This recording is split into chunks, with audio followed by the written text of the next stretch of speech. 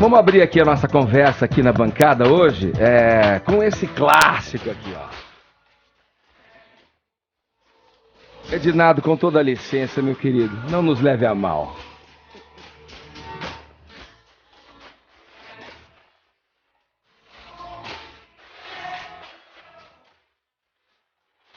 Vamos lá.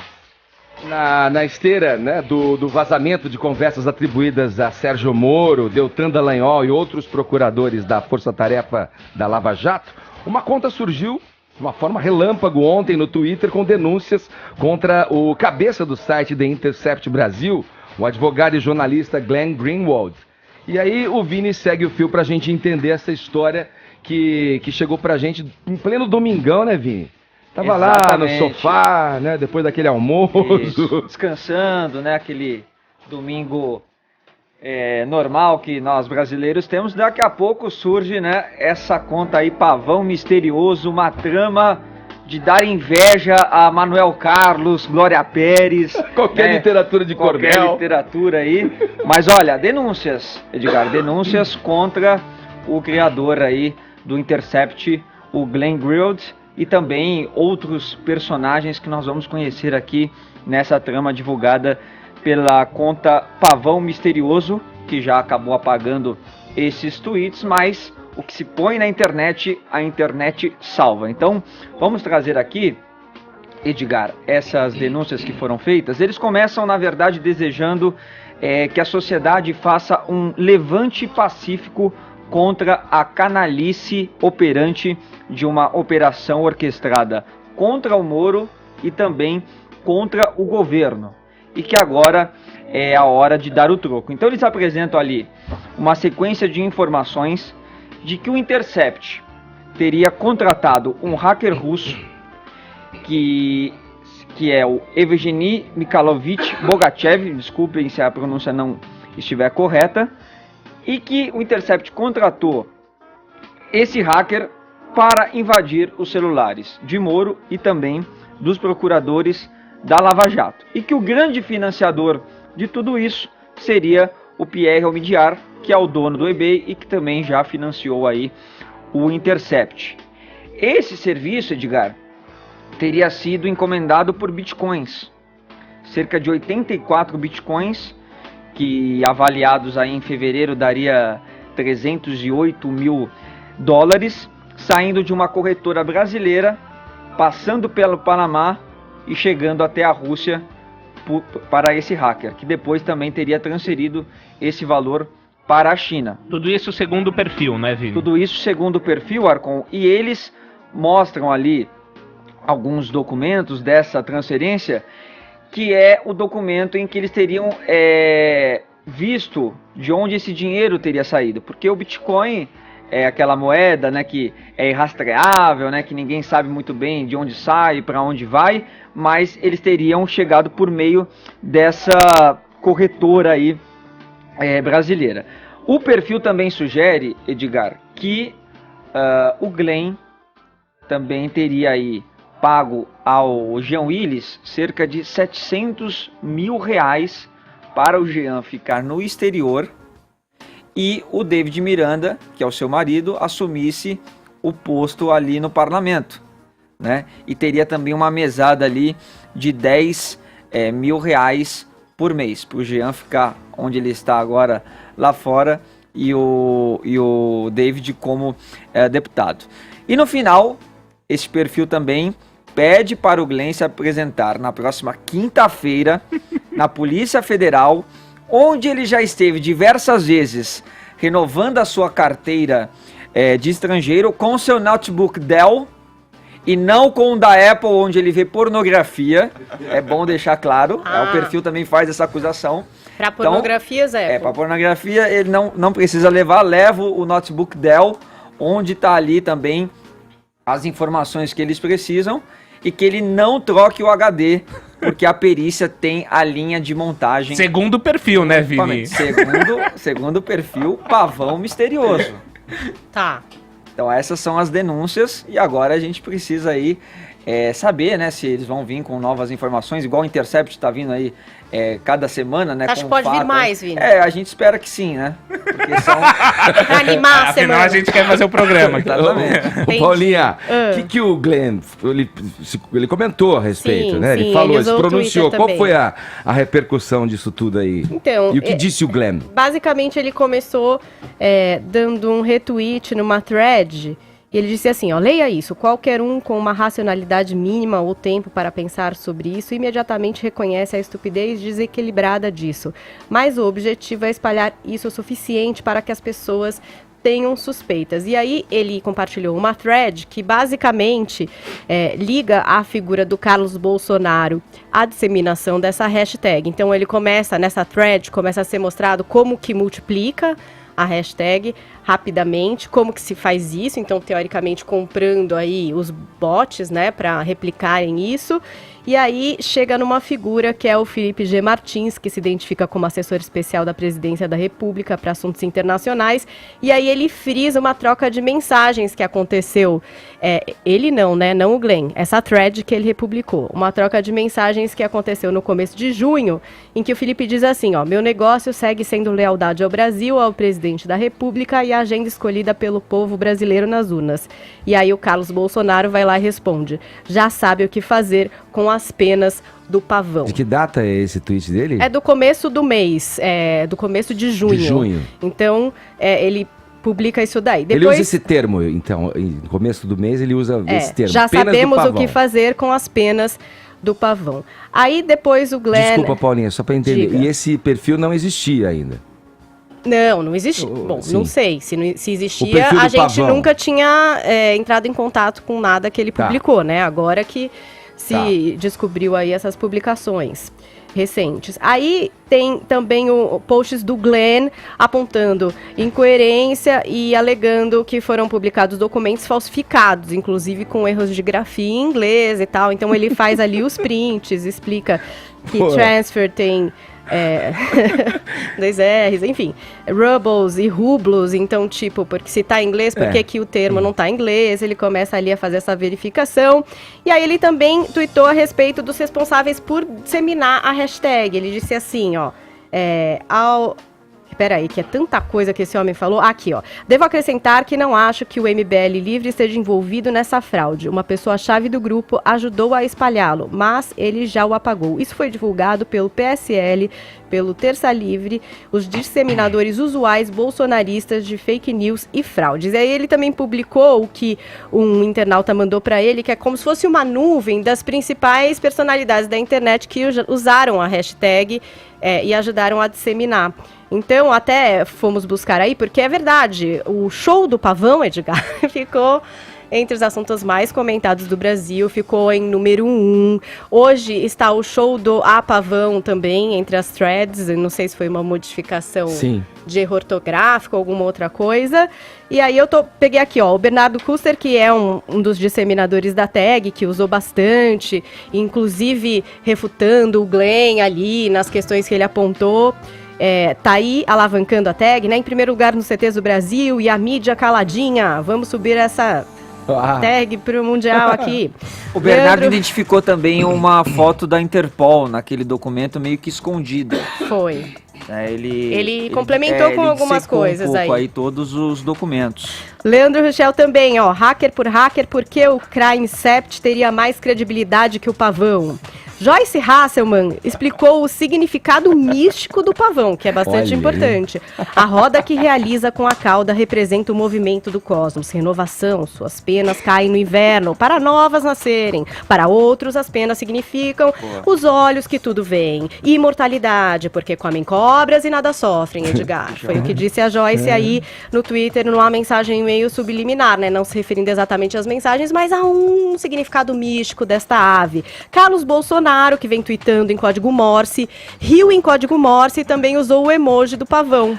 Um simples emoji do pavão. Tivemos também o Eduardo Bolsonaro dando RT num post que contém os prints que motivaram a tag do show do pavão. E a gente tem também outras pessoas que acharam isso uma grande loucura, como, por exemplo, o Pedro Doria, que é do Canal Meio, colunista do Globo, do Estadão, fala sobre tecnologia. Ele falou: sim, gente, recebi de todos a notícia sobre o hashtag show do pavão. Bitcoin não deixa recibo, para começar. Isso aí é uma teoria conspiratória mal construída. Esqueçam, não existe. Vamos falar sobre a realidade, que já é complexa o suficiente, e teve muito post, Ed, muito post mesmo. Quem quiser conferir o que cada um falou aí, é só pôr a hashtag show do pavão, que você terá um show aí de comentários, de gifs, de memes, enfim, tá todo mundo aí falando sobre isso, Edgar. Vamos lá. Inclusive, estão esperando muito a gente falar sobre isso. Já tava todo mundo, eles vão falar do show do pavão aqui nesse programa. Exatamente.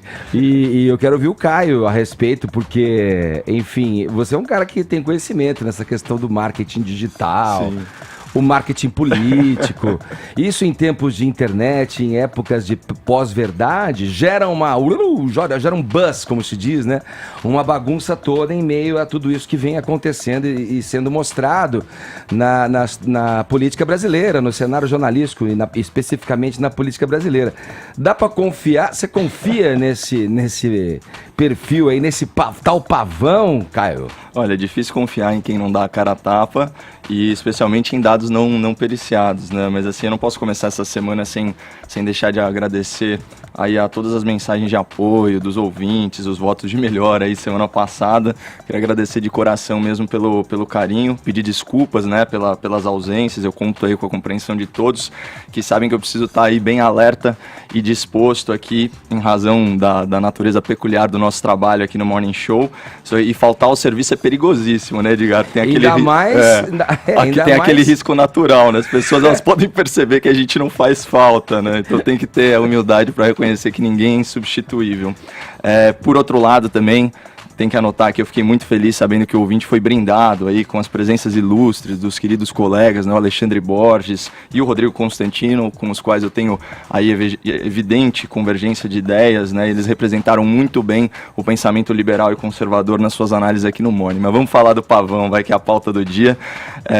Então, quer dizer que o Glenn foi supostamente hackeado, né? Seria uma grande abundância de clichês, né? Aquela história, né? Quem com ferro fere, com ferro será ferido. Ou até o feitiço virou contra o feiticeiro, mas não é feitiçaria, é tecnologia. Só que seria tecnologia usada ilegalmente, né? O hackeamento, ele é inadmissível como prova, segundo o Código de Processo Penal, né? Artigo 157, e a Constituição Federal, artigo 5º, inciso 56. Então, aqueles mesmos dispositivos que protegem processualmente, né, os membros da Operação Lava Jato, protegeriam aí, no caso, o Glenn Greenwald. A gente precisa ser coerente, né? Na semana passada, quando eu tive a oportunidade de comentar o caso da Vaza Jato, uma das hipóteses que eu aventei foi de que o conteúdo publicado no site panfletário The Intercept, ele fosse integralmente verdadeiro. Então, assim, só por especulação a gente pode aplicar o mesmo critério, porque em ambos os casos a fonte é secreta, né? Os dados vazados, eles são não periciados, e o conteúdo integral não foi submetido ao público, né? Seja as autoridades competentes ou a imprensa. Então, nesse sentido, pode ser o pavão misterioso ou os abutres do Intercept, eles vão ter credibilidade similar. E se a gente pegar, assim, qual que é o resumo da história toda, né? Qual que é o suposto fato mais grave denunciado aí pelo pavão de tudo isso que a gente leu aqui? Seria uma complexa transação financeira em criptomoeda para pagamento de despesas e cumpra de mandato do parlamentar autoexilado Jean Willis. Isso envolveria aí, de certa forma, o Glenn e o Intercept. Essa é uma informação verdadeira ou falsa? Não sei, mas parece falsa, até pela inconsistência de idioma em algum dos documentos apresentados. E os diálogos da Lava Jato, eles são reais? Eu também não sei. Lá eles parecem verdadeiros, mas eles não foram confirmados por ninguém e nenhuma autoridade com credibilidade. Portanto, eu acho que, assim, nesse curto voo do pavão, Edgar, como você bem colocou na abertura da tua fala, o menos interessante é a gente discutir aí a veracidade do fato alegado, porque é uma análise no escuro. Agora, a reflexão né, sobre como uma narrativa política se forma na sociedade pós-moderna, essa sim é interessante. Sem confirmação de fonte, sem verificação de conteúdo integral, sem perícia. Exatamente o caso do Intercept na semana passada. Por isso, ontem, quando o deputado Carlos Jordi ele me perguntou se eu achava que iam pegar o Glenn, eu respondi, se pá, vamos. Quando eu vi esse vídeo, que a gente segue vários políticos aqui, eu vi esse vídeo, você na balada com ele, e eu fiquei, será que o cara balada de domingo não, Edgar, aí você me complica, era só um barzinho. Pô, era uma balada. Configura como balada. Configura como balada ou não, cara, ouvinte? Tinha um som de fundo bombando, uma galera na rua, eu entendi como balada. Eu vou a lugares animados, Edgar. Eu tava comemorando que eu tava saudável e tô quase doente de novo. Eu fiquei em dúvida se era chacota sua ou não, se você tava dando uma pilha pra Era chacota, claramente. Pra essa bomba de fumaça que tá rolando aí em função de tudo isso que você mesmo disse. Era uma tiração de sarro.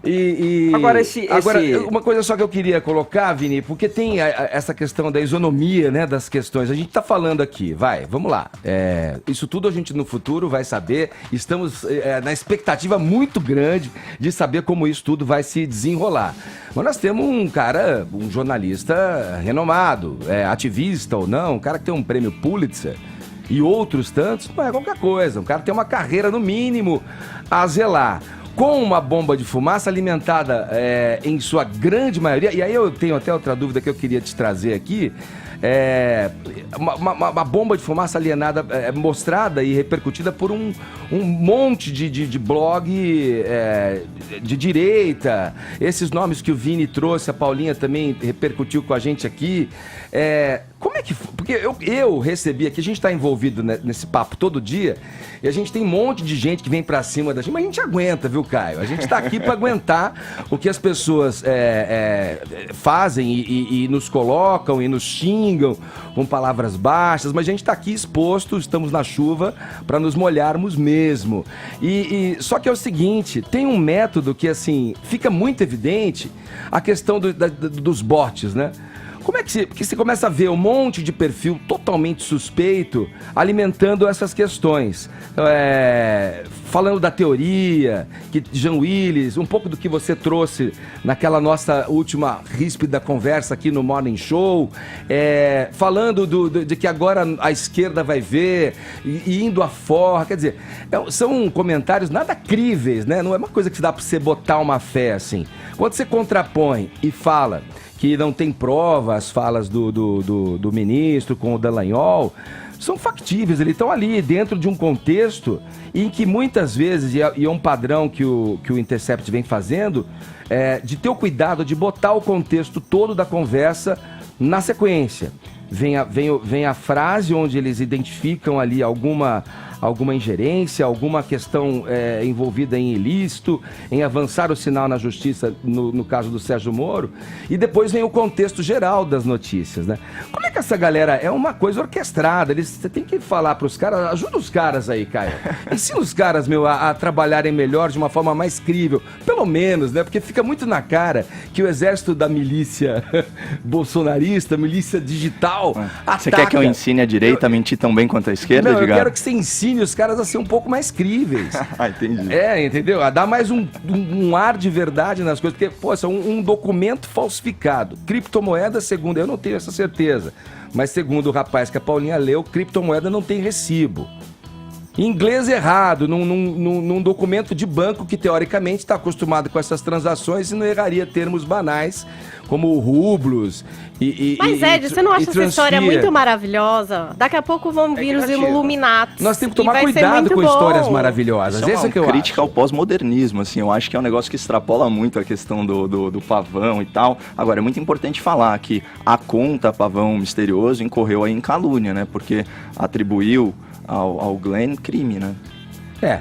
Vamos lá. Coloca ele, associa Desculpa, ele também. Vini, você não, ia associa falar. o Glenn também com neonazista, faz algumas outras ofensas. Agora, tem aquele último tweet também que sugere que pelo menos uma dessas pessoas que estão envolvidas nesse grupo seja da Polícia Federal. Porque fala assim, venha aqui na rua lá, né, no endereço lá da Polícia Federal. É do Rio de Janeiro, nós te conhecemos, né? Onde você já renova o seu passaporte, o seu visto. descreveu lá o notebook do Glenn, até coisas que ele veria nesse notebook.